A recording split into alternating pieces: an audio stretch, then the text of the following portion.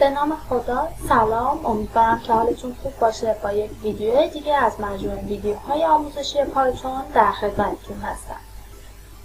در این آموزش میخوایم اعداد زوج و فرد را از یک لیست داده شده توسط کاربر جدا کنیم و در لیست های متفاوتی، یکی برای اعداد زوج و دیگری برای اعداد فرد، نمایش بدیم.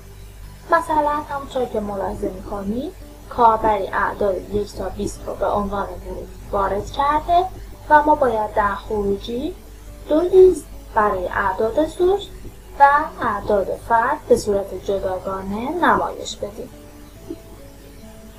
خب با هم بریم سراغ آموزش. ابتدا از منوی فایل، نیو فایل، یک فایل جدید ایجاد میکنیم.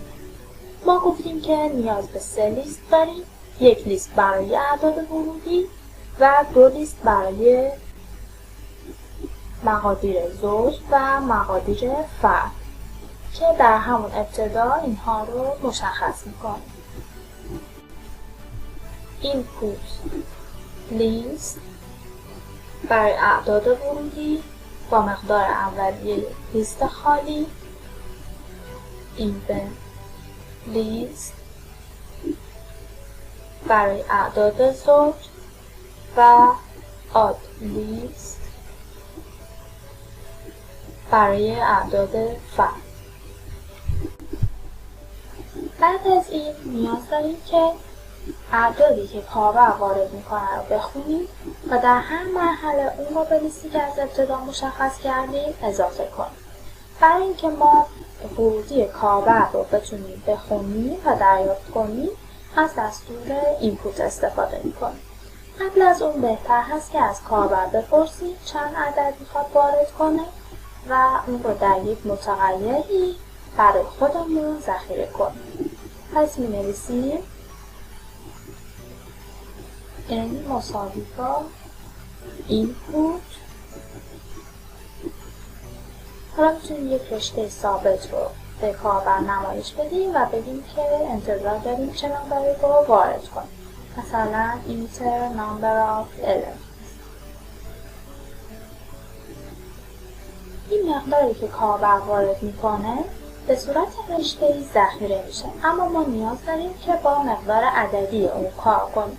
بنابراین باید ابتدای دستور اینپوت یک دستور اینت قرار بدیم و بنابراین اون را به مقدار عددی تبدیل کنیم.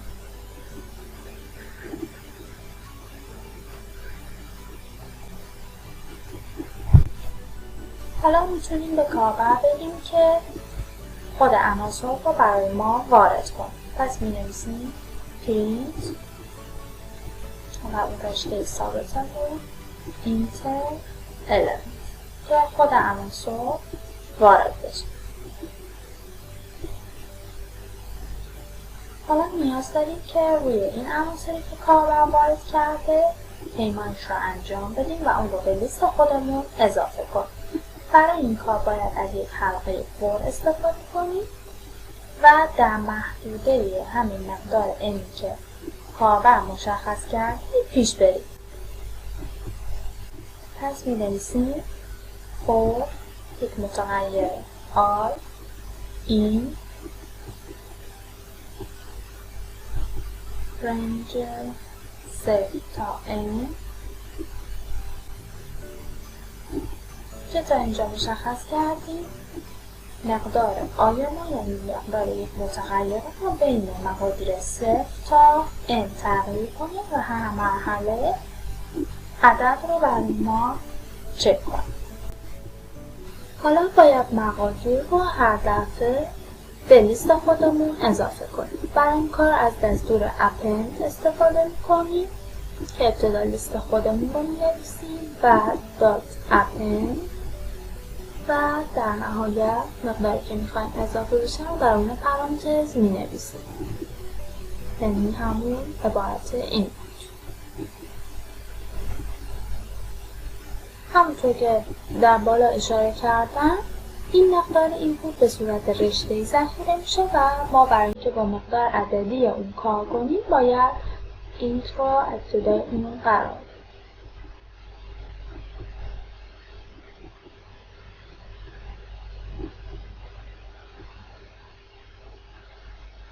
تا اینجا لیست اولیه ما تکمیل شده و تمامی اعدادی که کاربر وارد کرده در لیست ما نوشته شده که میتونیم از اون برای مراحل بعدی استفاده کنیم. بعد از اون باید بتونیم روی این لیستی که داریم پیمایش رو انجام بدیم و چک کنیم که هر عدد ما زوج هست یا فرد. برای این کار از دستور فور استفاده میکنیم و مینویسیم فور نام اینپوت لیست، یعنی به ازای تمامی عناصری که در اون اینپوت لیست قرار دارند. حالا باید چک کنیم که دستور فرد هست یا زوج. برای این کار باید باقی مانده عدد رو به 2 محاسبه کنیم. اگر باقی مانده 0 بود عدد زوج هست و در غیر این صورت عدد فرد هست. در پایتون برای اینکه باقی مانده عددی محاسبه بشه از علامت درصد استفاده میکنیم. پس می‌نویسیم if نام درصد 2 مساوی 0 هست، یعنی عدد زوج هست. حالا این رو به لیست زوج ما اضافه کنیم، یعنی even list.append نام.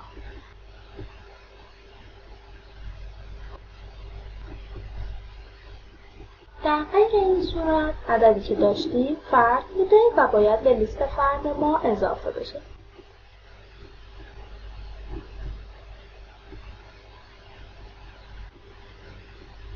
که می نویسیم else add list dot append نام. تا اینجا تمامی لیست های ما ساخته شد، هم لیست ورودی و هم لیست خروجی های ما که میتونیم اون رو نمایش بدیم. پس می نویسیم print input list به صورت رشته‌ای و سپس مقادیر خود اینپوت لیست.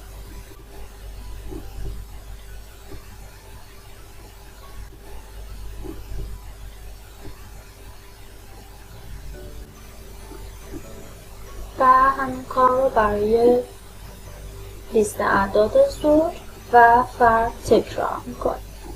print even list. این مقدار برای این هست که ابتدا مشخص بشه چه چیزی میخواد چاپ بشه، به صورت رشته ثابت این رو بنویسیم و جلوی اون مقادیر قرار بدیم و همچنین برای آد لیست.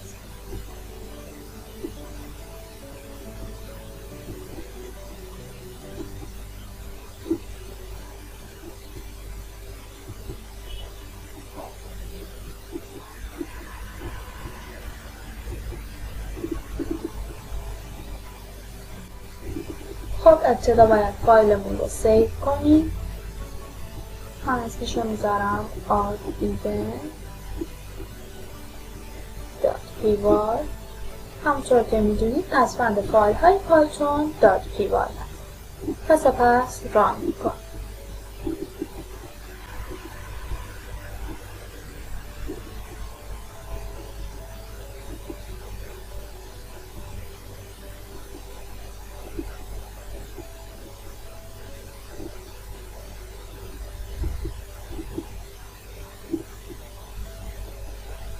همونطور که ملاحظه میکنید ابتدا میپرسه که میخواد چند عدد وارد کنید. من مینویسم 10 و بعد میگه خود اعداد رو وارد کنید که من اعداد 1 تا 10 رو مینویسم. پس از اون همونطور که میبینید هم لیست اولیه ما نمایش داد و هم 2 لیست خروجی اعداد زوج و فرد. امیدوارم که این آموزش به دردتون خورده باشه و براتون مفید بوده باشه. خدا نگهدار.